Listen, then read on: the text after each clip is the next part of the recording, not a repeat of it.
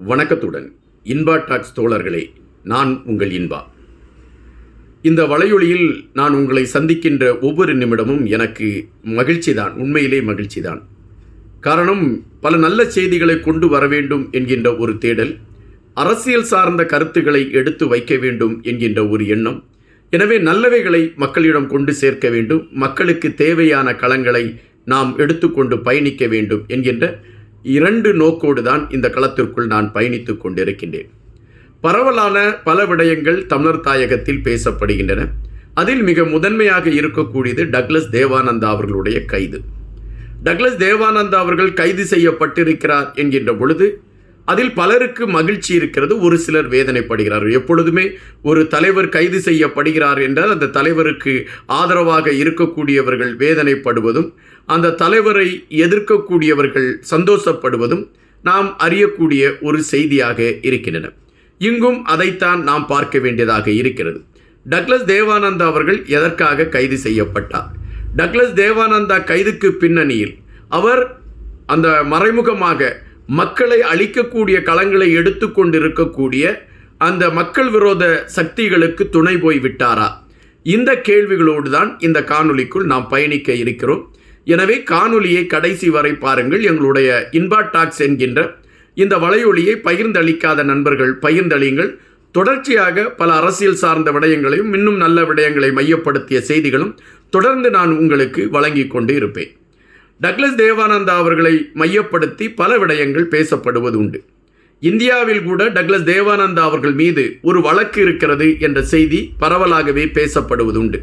அவர் இந்தியாவிற்கு வருகின்ற பொழுது ஏன் அவரை கைது செய்யவில்லை என்கின்ற கேள்விகளை கேட்கக்கூடிய கட்சித் தலைவர்களை நாம் பல காலங்களாக பார்த்திருக்கிறோம்.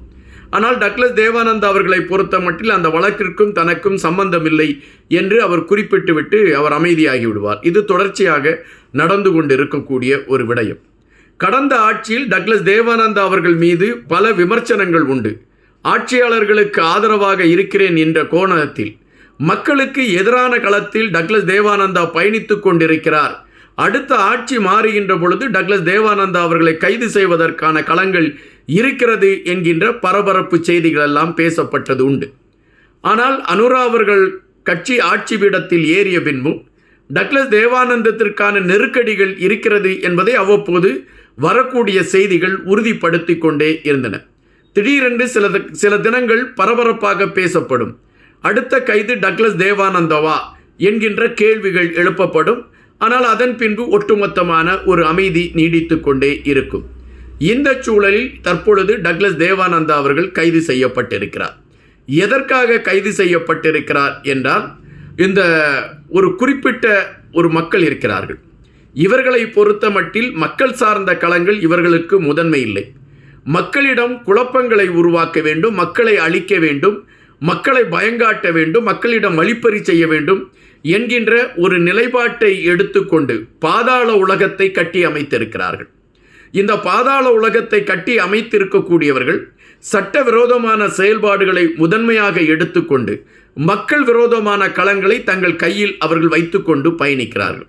இவர்களை எப்படியாவது அழிக்க வேண்டும் என்று ஒவ்வொரு அரசும் முயற்சிப்பதும், அரசுக்கு டிமிக்கி கொடுத்துவிட்டு ஆட்சியாளர்களோ அல்லது அரசியல்வாதிகளை கைவசம் வைத்துக்கொண்டு தங்களை அவர்கள் வளப்படுத்தக்கூடிய களங்களை தொடர்ந்து கொண்டிருக்கிறார்கள் என்பதை நாம் பார்க்க வேண்டியதாக இருக்கின்றது. அனுரா அவர்கள் அதாவது பாராளுமன்ற தேர்தலில் போட்டியிட்ட பொழுது தாங்கள் ஆட்சிக்கு வந்தால் பாதாள உலக தாதாக்களை கைது செய்து சட்டத்தின் முன் நிறுத்தி இலங்கைக்குள் பாதாள உலக தாதாக்கள் இல்லாத ஒரு நிலையை செய்வோம் என்று உறுதி அளித்திருந்தார். அது தொடர்ந்து அதற்கான நகர்வுகளை அனுரா அவர்களுடைய அரசியல் கட்சிகள் அல்லது அவருடைய ஆட்சி பீடம் செய்து கொண்டிருக்கிறது என்பதை பல செய்திகள் மூலம் நாம் அறிய முடிகின்றது. தற்பொழுது டக்ளஸ் தேவானந்தா அவர்கள் எதற்காக கைது செய்யப்பட்டார்? டக்ளஸ் தேவானந்தா அவர்களின் பாதுகாப்பிற்காக அவர் கையிலே துப்பாக்கி இருக்கிறது, அதாவது அனுமதி பெற்ற துப்பாக்கி. அந்த துப்பாக்கியை அவர் உபயோகப்படுத்தலாம் என்று அனுமதிக்கப்பட்டிருக்கிறது. தனக்கு ஒரு அச்சுறுத்தல் வருகின்ற பொழுது, தன் உயிருக்கு ஒரு பாதுகாப்பு இல்லாத சூழல் வருகின்ற பொழுது, தன்னை யாராவது தாக்க வருகின்ற பொழுது அவர் தன்னுடைய கைத்துப்பாக்கியை எடுத்து தன்னை பாதுகாத்து கொள்ளலாம் என்கின்ற அடிப்படையில் அரசு அதற்கான அனுமதியை கொடுத்து அவருக்கான அந்த கைத்துப்பாக்கியை கொடுத்திருக்கிறது. இந்த கைத்துப்பாக்கி தான் இப்பொழுது அவருக்கு ஒரு பெரிய சிக்கலை உருவாக்கி இருக்கின்றது.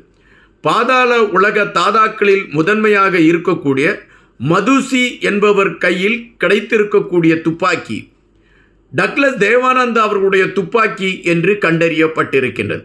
அப்படி என்றால் டக்ளஸ் தேவானந்தா அவர்களுக்கும் இந்த பாதாள உலகத்தை சார்ந்தவர்களுக்கும் இடையே என்ன தொடர்பு இருக்கிறது என்கின்ற கேள்வி எழும்புகின்றன. இந்த துப்பாக்கியை அவர்கள் பயன்படுத்த வேண்டும் என்கின்ற கணக்கீட்டில் எதற்காக அவர்கள் கையில் டக்ளஸ் தேவானந்தா அவர்கள் கொடுத்து விட்டார் என்கின்ற கேள்வியும் எழும்பியிருக்கின்றன. இதற்கான ஒரு களத்தோடு தான் காவல்துறை, குற்ற புலனாய்வுத்துறை டக்ளஸ் தேவானந்தா அவர்களை கைது செய்திருக்கிறது. கைது செய்தவுடன் டக்ளஸ் தேவானந்தா அவர்களுக்கு நான் குறிப்பிட்டது போல ஆதரவாக பேசக்கூடியவர்கள் இருக்கிறார்கள், டக்ளஸ் தேவானந்தா அவர்களுக்கு எதிராக பேசக்கூடியவர்களும் இருக்கிறார்கள். ஆதரவாக பேசக்கூடியவர்கள் அரசியல் காழ்ப்புணர்ச்சியில் டக்ளஸ் தேவானந்தா அவர்கள் மீது திட்டமிட்டு இந்த ஆட்சியாளர்கள் ஒரு பொய் பிரச்சாரத்தை எடுத்து அவரை கைது செய்திருக்கிறார்கள் என்கின்ற கருத்தை பதிவிடுகிறார்கள்.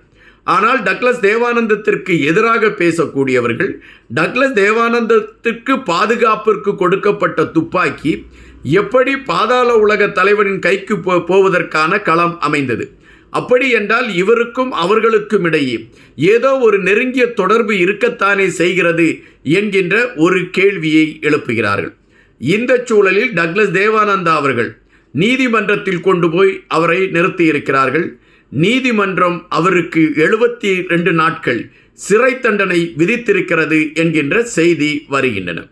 எப்பொழுதுமே அதாவது பழமொழி ஒன்று சொல்வார்கள், நாம் எதை விதைக்கிறோமோ அதுதான் அறுக்கப்படும் என்று. டக்ளஸ் தேவானந்தா அவர்கள் தமிழர் விடயத்தில் பல நேரங்களில் அவர் எதிர்முகாமில் கைகுலுக்கி கொண்டு நிற்கக்கூடிய காட்சிகளால் தமிழர்கள் வீழ்த்தப்பட்ட வரலாறு பல இருந்திருக்கிறது என்பதை பரவலாக பலர் சொல்ல கேட்டிருக்கிறோம்.